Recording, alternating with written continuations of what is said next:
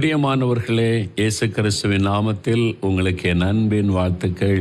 உங்களுடைய குடும்பத்தில் எல்லாருக்கும் என்னுடைய வாழ்த்துக்களை சொல்லுகிறேன். குடும்பத்தில் இருக்கிற பெரியவங்க, நீங்கள் சகோதர சகோதரிகள், குட்டி பிள்ளைகள் எல்லாருக்காக ஸ்தோத்திரம். இது நம்முடைய குடும்ப ஆசீர்வாத ஜெப நேரம். உங்களுடைய குடும்பத்தில் எல்லோரும் இருக்காங்களா பாருங்கள். ஒருவேளை குடும்பம் தூரத்தில் இருக்குது, நான் வெளிநாட்டில் இருக்கிற நினைக்கிறீங்களா? உங்களுடைய ஆவியில் அவங்களோட இணைந்து ஜெபிக்கணும். ஊரில் இருக்கிற மனைவி பிள்ளைகளோட நீங்கள் இணைந்து ஜெபிக்கணும். தூர தேசத்தில் இருக்கிற கணவரோட நீங்கள் இணைந்து ஜெபிக்கணும். ஒரு ஃபேமிலி, உங்கள் குடும்பத்தை முன்னிறுத்தி ஆண்டவருக்கு முன்னால் உங்களுடைய குடும்பமாய் வந்து உட்கார்ந்து பாடி துதித்து ஜெபிப்பதை போன்ற ஒரு விசுவாசத்தோடு நம்ம ஜெபிக்கணும். சரியா? ஏன்னா உங்கள் குடும்பம் ஆசீர்வாதமாக இருக்கணும்னு கர்த்தர் விரும்புகிறார். ஆசீர்வாதம் எப்படி வரும்? தேவனால் தான் வரும். தேவனிடத்திலிருந்து எப்படி வரும்? ஜெபித்தால் தான் வரும். அதனால்தான் குடும்பமாய் தேவனை துதித்து ஜெபம் செய்வது. சரி, இந்த நாளிலும் நம்ம ஜெபத்துக்கு முன்னால் வேதத்தில் இருந்து ஒரு காரியத்தை தியானித்து நாம் தேவ சமூகத்தில் ஜெபிக்க போகிறோம். உங்களுடைய குடும்பத்தின் காரியத்தில் நிறைய ஆண்டவர் அற்புதம் செய்ய ஆரம்பித்து விட்டார்.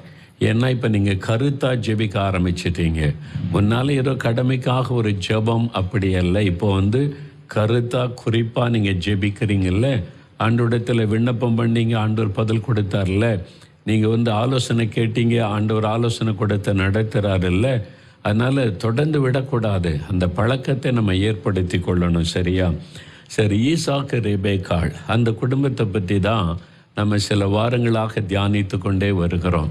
ரொம்ப இன்ட்ரெஸ்டிங்காக இருக்குல்ல? பைபிள் எவ்வளோ அழகான அருமையான குடும்பங்களை பற்றிலாம் எழுதப்பட்டு இருக்கிறதுல நிறைய ஆண்டவர் அதிலிருந்து நமக்கு கற்றுத்தருகிறார். இப்பவும் கூட இந்த ஈசாக்கு ரெபேக்காள் அவங்களுடைய குடும்பத்திலிருந்து தான் சில காரியத்தை கற்றுக்கொள்ள போகிறோம்.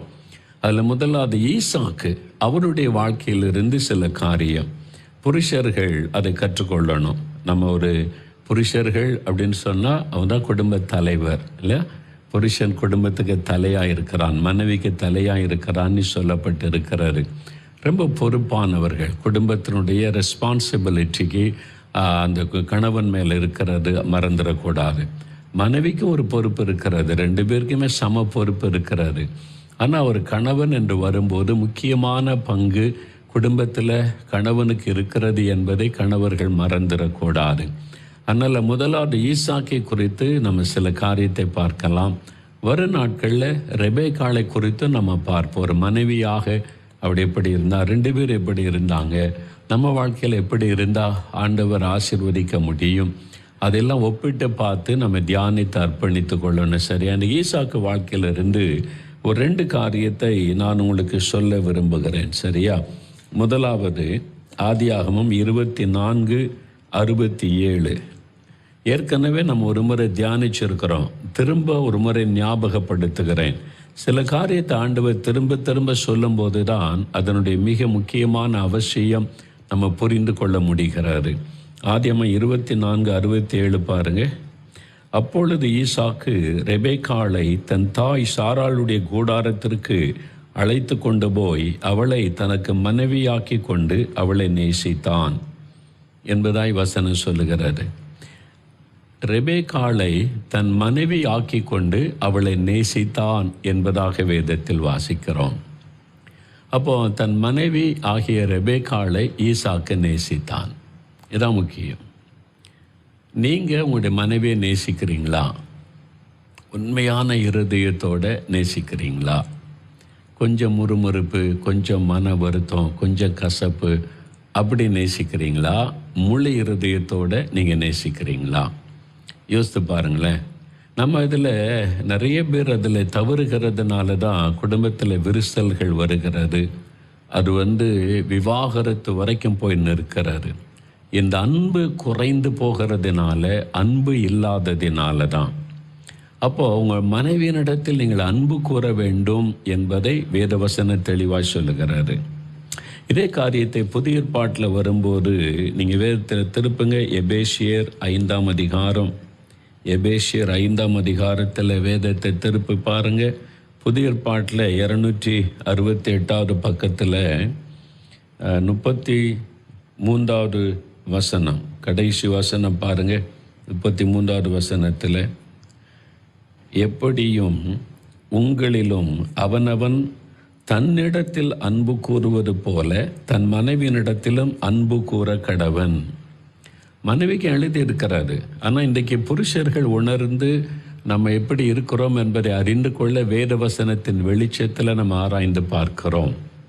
தன்னிடத்தில் அன்பு கூறுவதைப் போல மனைவியினிடத்தில் அன்பு கூற கடவன் என்று சொல்லப்பட்டிருக்கிறாரு. அந்த அன்புக்கு ஒரு அளவு கொடுக்கப்பட்டிருக்கிறாரு. அதான் வேத வசனம். பாருங்கள், உங்கள்கிட்ட கேட்ட அந்த மனைவியை நேசிக்கிறாங்க அப்படின்னு சொல்லுவாங்க. சிலர் சொல்லும் போதே எரிச்சலோடு தான் சொல்லுவாங்க, வருத்தத்தோடு தான் சொல்லுவாங்க. அதுலேருந்தே தெரியுது அவங்க எந்த அளவுக்கு நேசிக்கிறாங்கன்னு சொல்லி.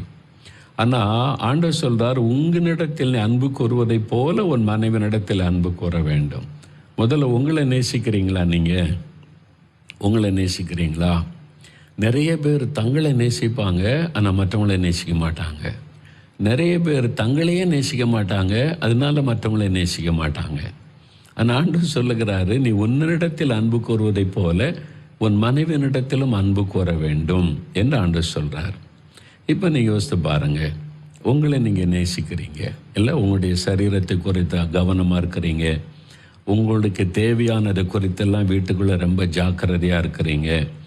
நீங்கள் வேலைக்கு போகிறது வர்றது, உங்களுடைய வாகனம் உங்களுக்கு சொந்தமானது எல்லாவற்றை விட்டு கேர்ஃபுல்லாக இருக்கிறீங்க. அதை பராமரிக்கிறது, பாதுகாக்கிறது எல்லாம் கவனமாக இருக்கிறீங்க. அதே அளவு உங்கள் மனைவியை நேசிக்கிறீங்களா? அவங்களுக்கு உண்டானதில் கவனம் செலுத்துகிறீங்களா அப்படின்னு யோசித்து பாருங்கள். அங்கே கொஞ்சம் குறைவுபட்டு இருக்கிற மாதிரி தெரியுது இல்லை? யோசித்து பாருங்களேன், கொஞ்சம் குறைவாக இருக்கிற மாதிரி தெரியுது. அன்பெல்லாம் இருக்குது, மனைவியை நேசிக்கிறோம், ஆனால் வசனத்தில் சொல்லப்பட்ட மாதிரி நேசிக்கலை. என் ஆண்டவர் சொல்றாரு, ஒருவன் தன்னிடத்தில் அன்பு கூறுவதைப் போல மனைவியினிடத்தில் அன்பு கூற கடவன். ஈசாக்கு அப்படிதான் நேசித்தார் தன்னுடைய மனைவியை. அதனால தாய்க்காக கொண்டிருந்த துக்கம் நீங்கி ஆறுதல் அடைந்தான். ஈசாக்குக்கு தாய் மேலே ரொம்ப அன்பு. ரொம்ப வயதான காலத்தில் பிறந்ததுனால சாராளும் ஈசாக்கு மேலே ரொம்ப அன்பு காண்பித்திருப்பாங்க இல்லை? அதனால தன்னுடைய தாய் என்ற அந்த அன்பில் அவன் இருந்திருக்கணும். இப்போது தன் தாயை எப்படி நேசித்தான், அதே மாதிரி ரெபெக்காளை நேசிக்க ஆரம்பிச்சிட்டான். அதான் அதனுடைய காரியம். தன்னுடைய தாயினுடைய கூடாரத்தில் கொண்டு வந்து வைத்து அவளை மனைவியாக ஏற்றுக்கொண்டு நேசித்தான் என்று வசனம் சொல்லுகிறாரு. அப்போ நீங்கள் உங்களுடைய மனைவியை நேசிக்கிறீங்கன்னு எப்படி சொல்ல முடியும்? வெறுமனே நான் நேசிக்கிறேன்னு சொல்லிட்டா அது போதுமா? இல்லை, ஒரு மனைவி புருஷனிடத்தில் எதிர்பார்க்கிறது என்ன? என் கணவன் என்னை நேசிக்கணும். சரி, டெய்லி ஒரு முறை ஐ லவ் யூ சொல்லிட்டா போதுமா? உன்னை நேசிக்கிறேன் சொல்லிட்டா போதுமா? அதல்ல. அந்த அன்பை வெளிப்படுத்த பல காரியம். உன் மனைவிக்கு டைம் கொடுக்கணும், அது மேலே கரிசனையாக இருக்கணும், அவனுடைய குறைவு நிறைவுகளை கேட்கணும். நம்முடைய காரியத்தை குறித்து எவ்வளோ அக்கறையாக இருக்கிறோமோ அதே மாதிரி மனைவியின் காரியத்தை குறித்தும் நம்ம அக்கறையாக இருக்கணும். நம்முடைய உணர்வுகளை அவங்க எப்படி புரிந்து கொள்ளணும்னு விரும்புகிறோமோ அவங்களுடைய உணர்வுகளை நம்ம புரிந்து கொள்ளணும். அதான உண்மையான அன்பு. அதை நம்ம சரியாக செய்கிறோமா அப்படின்னு யோசித்து பாருங்கள். அங்கே சில குறைபாடு இருக்கிறதுனால தான் நிறையா முறுமுறுப்புகள், வாக்குவாதங்கள், சண்டைகள் அதெல்லாம் அடிக்கடி உண்டாகி குடும்ப சமாதானம் பாதிக்கப்படுகிறது. அப்போ இந்த காரியத்தில் நீங்கள் கவனம் செலுத்தணும். ஈசாக்கு எப்படி ரெபெக்காளை நேசித்தானோ அதே மாதிரி நீங்கள் நேசிக்கிறீங்களா அப்படின்னு யோசித்து பாருங்கள். வசனத்தில் சொல்லப்பட்டபடி நேசிக்கிறோமா அப்படின்னு சொல்லி நீங்கள் யோசித்து பாருங்கள். என்னிடத்தில் அன்பு கூறுவதைப் போல என் மனைவிடத்தில் அன்பு கூறுகிறேனா? வசனம் அதான் சொல்லுதில்லை, அதன்படி இருக்கிறேனா அப்படின்னு யோசித்து பார்த்து கொஞ்சம் சரிப்படுத்தணும். அவ்வளோதான், பெரிய தப்பெல்லாம் இல்லை. சின்ன காரியத்தில் கொஞ்சம் சரிப்படுத்தி கொண்டாலே நிறைய மாற்றங்கள் வீட்டுக்குள்ளே வந்துடும். சரியா? முதலாவது. ரெண்டாவது நம்ம பார்க்கக்கூடிய ஒரு காரியம் 25ஆம் அதிகாரம் 20ஆம் வசனத்தில் நம்ம வாசிக்கும் போது 21வது வசனம், 25ஆம் அதிகாரம் 21ஆம் வசனம், ஈசாக்கு தன் மனைவிக்காக கர்த்தரிடத்தில் வேண்டுதல் செய்தான், கர்த்தரை நோக்கி வேண்டுதல் செய்தான் என்று வேதம் சொல்லுகிறாரு. பொதுவாக நான் நிறைய பேர்கிட்ட பேசும்போது கேட்டிருக்கிறேன், நீங்கள் ஜெபிக்கிறீங்களா அப்படின்னு ஆண்கள்கிட்ட கேட்ட சொல்லுவாங்க, என் மனைவி நல்லா ஜெபம் பண்ணுவோம் பிரதர், உங்கள் நிகழ்ச்சியெல்லாம் தவறாமல் பார்க்குறாளா, மணிக்கணக்காக ஜெபம் பண்ணுவா அப்படின்னு சொல்லி மனைவி குறித்து பெருமையாக ஜெபத்தை பற்றி பேசுவாங்க. நீங்கள் ஜெபிக்கிறீங்களான்னு கேட்டால் டைரெக்டாக அதுக்கு பதில் வராது. என் மனைவி ஜெபிக்கிறா, பிள்ளைகள் ஜெபிக்கிறாங்க, அதை சொல்லுவாங்க. அப்போது உங்களுக்காகவே நீங்கள் ஜெபிக்காட்டால் உங்களுடைய மனைவிக்கு எப்படி ஜெபம் பண்ணுவீங்க? இல்லை, தனக்காகவே ஒரு ஆள் ஜெபிக்கலைன்னா தன் மனைவிக்காக எப்படி ஜெபம் பண்ணுவாங்க? அப்போது ஈசாக்கு தன் மனைவிக்காக வேண்டுதல் செய்கிறான். தேவன் அதை கேட்டு ஆசீர்வதித்தார் என்று வேதத்தில் சொல்லப்பட்டிருக்கிறாரு. உங்கள் மனைவி உங்களுக்காக ஜெபிக்கிறான்னு தெரியுமா? நல்லா தெரியும். நிறைய ஆண்களுக்கு தெரியும், என் மனைவி எனக்காக ஜெபம் செய்கிறாள், என்னுடைய சுகத்துக்காக, பாதுகாப்புக்காக, ஆசீர்வாதத்துக்காக, நான் நல்லா இருக்கணும் என்பதற்காக, என் நீடி ஆயுளுக்காக மனைவி ஜெபிக்கிறாள் என்பது எல்லா ஆண்களுக்கும் நல்லா தெரியும். ஆமாம், அவங்க உங்களுக்காக ஜெபிக்கும் போது நீங்கள் உங்கள் மனைவிக்காக ஜெபிக்கிறீங்களா? இன்றைக்கி யோசித்து பாருங்கள், எவ்வளோ நேரம் ஜெபிக்கிறீங்க? எதுக்காக ஜெபிக்கிறீங்க? உங்களுடைய மனைவி உங்கள் காரியத்தில் எவ்வளவு கரிசனை கொண்டு ஜெபிக்கிறாங்க? நீங்கள் அவங்களுக்கு ஜெப உதவி செய்கிறீங்களா? யோசித்து பாருங்கள். எல்லா உதவியை விட முக்கியமான உதவி ஜெப உதவி. அப்போ உங்களுடைய மனைவிக்காக நீங்கள் ஜெபிக்கணும்ல, அவங்களுடைய சுகத்துக்காக ஜெபிக்கணும், அவங்களுடைய ஆவிக்குரிய வாழ்க்கைக்காக அவங்க சுதந்திரக்கூடாது ஜெபிக்கணும், ஆவியில் பலன் கொள்ளணும், தேவ கிருபை தாங்கணும் ஜெபிக்கணும், அவங்களுடைய பாதுகாப்புக்காக ஜெபிக்கணும், நல்ல சரீர சுகபலனுக்காக ஜெபிக்கணும், எல்லா வீட்டு வேலைகள் காரியங்கள் எல்லாம் செய்வதற்குரிய ஞானத்தை ஆண்டவர் கொடுக்கணும். ஒருவேளை அவங்க ஆஃபீஸில் வேலை செய்கிறவங்கள இருந்தால் வேலையில் கத்துறவங்கள பாதுகாக்கணும், ஆசீர்வதித்து பயன்படுத்தணும் என்பதற்காக ஜெபிக்கணும். ஒருவங்களுடைய மனைவியுடைய சரித்தில் ஒரு பலவீன சுகவீனம் இருந்தால் நீங்கள் பாரம் எடுத்து என் மனைவிக்கு சுகம் கொடுங்க ஆண்டவரேன்னு சொல்லி ஜெபிக்கணும். யோசித்து பாருங்கள், அப்படிலாம் ஜெபிக்கிறீங்களா? நீங்கள் அப்படி ஜெபிக்கிற ஒரு பழக்கத்துக்குள்ளே வந்துட்டாலே உங்கள் குடும்பத்தில் நிறைய பிரச்சனை தீர்ந்து விடும். நிறைய காரியத்தில் மாற்றத்தை நீங்கள் காண முடியும். எப்படி உங்கள் மனைவி உங்களுக்காக ஜெபிக்கிறது தெரிகிறதோ, நீங்கள் உங்கள் மனைவிக்காக ஜெபிப்பது அவங்களுக்கு தெரியணும். உனக்காக நான் ஜெபம் பண்ணுறேன், இந்த காரியத்திற்காக ஜெபிக்கிறேன் என்பதாக. அப்போ நீங்கள் யோசித்து பாருங்கள், உங்கள் மனைவிக்காக நீங்கள் என்னென்ன காரியத்துக்கு ஜெபிக்கிறீங்க? முதல்ல ஆண்டவரே இந்த மனைவியை தந்ததற்காக ஸ்தோத்திரம் அப்படின்னு சொல்ல முடியுதா? ஐயோ, இந்த மனைவி வந்த பிறகு தாங்க நிறைய பாடுன்றீங்களா? அந்த பாடுகளே உங்கள் வாழ்க்கையில் நிறைய மாற்றத்தை கொண்டு வந்திருக்குல்ல. உங்களை ஷேப் பண்ணுவதற்கு, உங்களை சரிப்படுத்தி உங்களை ஆண்டவருக்கு பிரியமான ஒரு பாத்திரமாய் உருவாக்க உங்களுடைய மனைவி ஆண்டவர் தந்திருக்கிறார். அதனால் அவங்களுக்காக நீங்கள் ஆண்டவரை துதிக்க வேண்டும். எதையும் நீங்கள் நன்மையாக எடுத்துக்கொள்ள பழகுங்க. அதில் ஆண்டவர் செய்த நன்மையான காரியத்தை நீங்கள் விளங்கி கொள்ளுவீர்கள். அப்போ உங்களுடைய மனைவிக்காக ஆண்டவரை ஸ்தோத்திரம் பண்ணுங்க. அப்படி துதிக்கும்போது நீங்கள் அதை துதித்து ஜெபிக்கும் போது உங்களுடைய மனைவி மேலே ஒரு அன்பு உண்டாகும். அப்பொழுது நீங்கள் பாருங்கள், உங்களுடைய ஃபேமிலிக்குள்ளே ஒரு நல்ல தேவ அன்பு ஆளுகை செய்யும், கர்த்தருடைய அன்பு ஆளுகை செய்யும். அப்போ உங்களுடைய மனைவி சந்திக்கிற பிரச்சனை என்ன உங்களுக்கு தெரியுமா? உங்களுடைய மனைவி என்னென்ன பிரச்சனை சந்திக்கிறாங்க?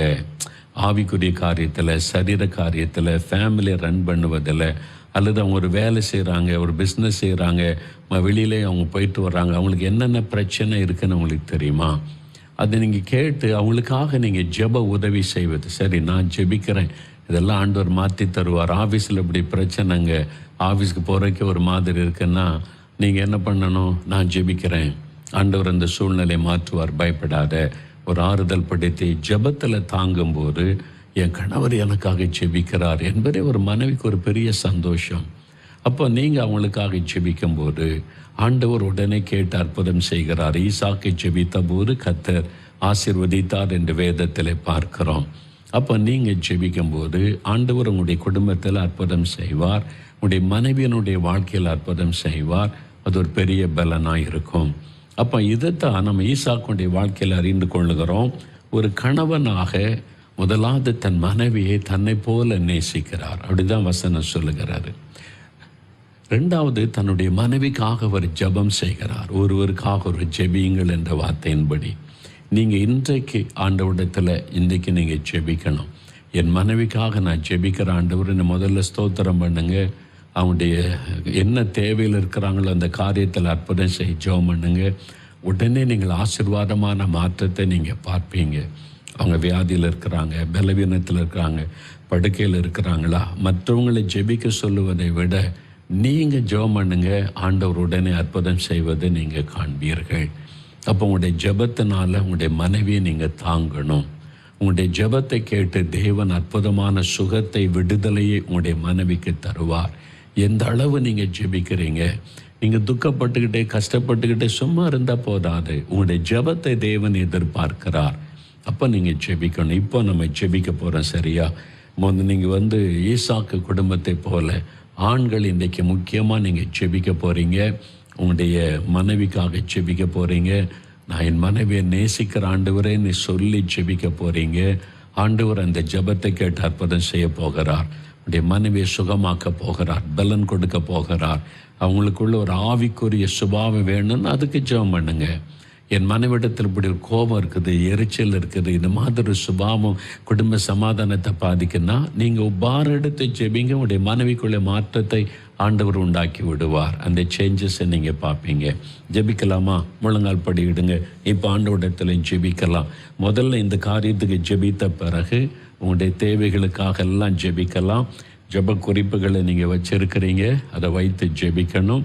முதலாவது உங்களுடைய தெருவில் இருக்கிறவங்க, கிராமத்தில் இருக்கிறவங்க, உங்கள் பட்டணத்தில் இருக்கிறவங்க, உங்களுடைய சபைக்காக, நம் தேசத்திற்காக ஜெபித்த பிறகு கடைசி தான் நமக்காக ஜெபிக்கணும், சரியா?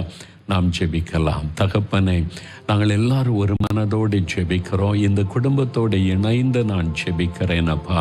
அருமையான இந்த பிள்ளைகளை நீ தெரிந்து கொண்டு நீ ரட்சித்து அபிஷேகித்து ஜெப ஆவியை கொடுத்தீர். தேசத்துக்காக ஜெபிக்க கிருபை கொடுத்தீர், உமக்கு ஸ்தோத்திரம். இந்த குடும்பத்தில் சமாதானம் சந்தோஷத்தை கொடுத்தீர், உமக்கு ஸ்தோத்திரம். நீர் கொடுத்த எல்லா ஆசீர்வாதங்களுக்காக உமக்கு ஸ்தோத்திரம். இதே மாதிரி எங்கள் தெருவில் இருக்கிற எல்லா குடும்பமும் ஆசீர்வதிக்கப்படணும், ரட்சிக்கப்படணும், ரட்சிப்பின் சந்தோஷத்தை பெறணும். குடும்பங்களுக்குள்ளே ஒரு மனம், சமாதானம், அன்பு, ஐக்கியம் உண்டாகணும். ஆண்டவரே, எல்லா குடும்பத்தையும் நீர் ஆளுகை செய்த நடத்த நாங்கள் ஜெபிக்கிறோம். உண்மை அந்த குடும்பத்தாருக்கு வெளிப்படுத்த வேண்டும் என்று நாங்கள் ஜெபிக்கிறோம். எங்கள் கிராமத்தில் இருக்கிற எல்லா குடும்பங்களும் ரட்சிக்கப்படவும் உண்மை அறிந்து கொள்ள நாங்கள் பாரம் கொண்டு ஜெபிக்கிறோம். ஆண்டவரே, எங்கள் எதிர் வீட்டில் இருக்கிறவங்க, பக்கத்து வீட்டில் இருக்கிறவங்க, எங்கள் சொந்தக்காரங்க, எங்களை நேசிக்கிறவங்க, ஃப்ரெண்ட்ஸ் எல்லாரும் ரட்சிக்கப்படணும். அவங்களுக்காக நீங்கள் சிலுவை சுமந்ததை நினைத்தருளும். உண்மை அவளுக்கு வெளிப்படுத்த வேண்டுமாய் நாங்கள் ஜெபிக்கிறோம். எங்கள் தமிழ்நாடு முழுவதும் ஆவியானவர் ஊற்றப்படவும் சபைகளில் எழுப்புதல் உண்டாக ஜெபிக்கிறோம். எங்கள் சபையில் ஆவியானவர் ஊற்றப்படட்டும், எல்லா சபையிலும் ஆவியானவர் ஊற்றப்படட்டும், எழுப்புதல் அக்கினி போடப்படட்டும், ஆவியானவர் ஊற்றப்படட்டும், ஜெப எழுப்புதல் உண்டாக நாங்கள் ஜெபிக்கிறோம். நான் ஜெபிக்கிறேன், குடும்பமாய் ஜெபிக்கிறேன். ஆண்டவரே, எங்களுடைய தேசம் முழுவதும் அந்த எழுப்புதல் அக்கினி பரவ வேண்டும் என்று ஜெபிக்கிறோம். எல்லா ஜனங்களும் ரட்சிக்கப்படவும் சத்தியத்தை அறிகிற அறிவையும் அடைய வேண்டும் என்று ஜெபிக்கிறோம். பாவத்திற்கும் சாபத்திற்கும் அடிமைப்பட்டு கிடக்கிற என் ஜனங்கள் ரட்சிக்கப்படட்டும், விடுவிக்கப்படட்டும், ஒரு ஆவிக்குரிய மாற்றம் உண்டாகட்டும். அப்படியே தகப்பனே, எங்களுடைய தேசத்தை ஆளுகிறவர்களுக்காக ஜெபிக்கிறோம். தமிழ்நாட்டை, இந்தியாவை ஆளுகிற எல்லா தலைவர்களுக்காக ஜெபிக்கிறோம். அவங்க மேல நீங்க ஆளுகை செய்யுங்க, அவங்களை நீங்க பயன்படுத்துங்க. அவங்க மூலமா நன்மையான காரியங்கள் மாத்திரம் தேசத்தில் நடைபெற நாங்கள் ஜெபம் செய்கிறோம். அவர்களுக்கு உம்மை வெளிப்படுத்தும், உம்மை காண்பியும். தேசத்தில் நல் ஒழுக்கம், சமாதான, அன்பு, ஐக்கியம் காணப்பட எங்களுடைய தலைவர்கள் மேல், அதிகாரத்தில் இருக்கிற ஒவ்வொருவர் மேல கர்த்தர் ஆளுகை செய்து நடத்த வேண்டுமாய் ஜெபிக்கிறோம். கர்த்தர் அப்படி செய்கிறதற்காய் நன்றி. இப்பொழுது எங்களுடைய குடும்பத்துக்காக ஜெபிக்கிறோப்பா. என் மனைவிக்காக நான் ஜெபிக்கிறேன். ஆண்டவரே, என் மனைவிக்காக உமக்கு ஸ்தோத்திரம். ஆவிக்குரிய வல்லமைகளை தாரும், கிருபைகளை தாரும், சோர்வுகளை மாற்றும், நல்ல சரீர சுகபலனை தாரும். அவள் ஆவியிலே பலப்படுத்தி வல்லமைப்படுத்தி மகிழ்ந்திருக்கும்படியாக செய்யும். வேலை செய்வதற்குரிய பலனையும் கிருபைகளை ஞானத்தையும் அருளி செய்யும். பாதுகாப்பின் கரம் என் மனைவியோடு இருந்து தாங்கி நடத்தட்டும். அப்படி என் கணவருக்காக நான் ஜெபிக்கிற ஆண்டவரே, அவருடைய ஆவிக்குரிய வாழ்க்கையை ஆசீர்வதியும், பலப்படுத்தும், சரீரத்தில் சுகபலன் தாரும்.